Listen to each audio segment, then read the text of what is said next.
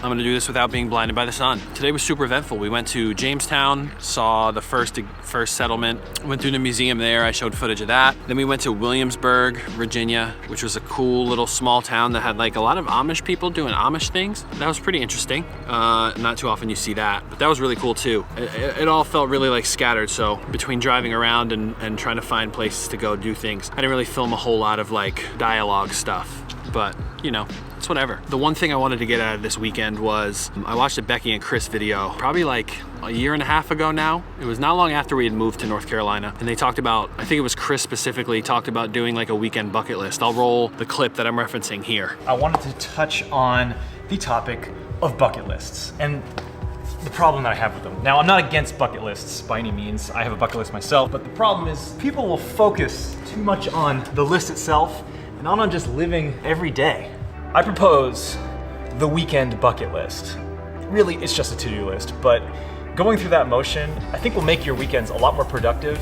And I feel like that's something that I put off for so long. You know, most people look forward to Fridays, and then Friday comes around, and then the next thing you know, you blink and it's Monday. You know, especially with COVID and the lockdown and even things starting to get back to normal, it still feels like that sometimes. Especially now that I'm filming and documenting these things. The one thing I wanted to do is start implementing that into our weekends. So I didn't have a ton of things planned for this one. I did want to hit Virginia, obviously, and then the last thing on the list for today is just to sit in the back of the truck, as you might be able to see over there. Just sit in the back of the truck, lay down, watch the sunset, drive home. And I think that's exactly what we're gonna do. So I guess the one thing that I would encourage anybody watching this to do is watch that video. I'll link it in the description below. Watch their video where they talk about weekend bucket lists and try to implement that into your life. Make your own weekend bucket list and stick to it, and it makes you feel really accomplished. And I'm excited to start doing this more frequently. So yeah, I'm gonna go hang, watch the sunset. If you guys like this video, like, comment, subscribe, do everything everyone else says. Always be yourself, and I will see you tomorrow.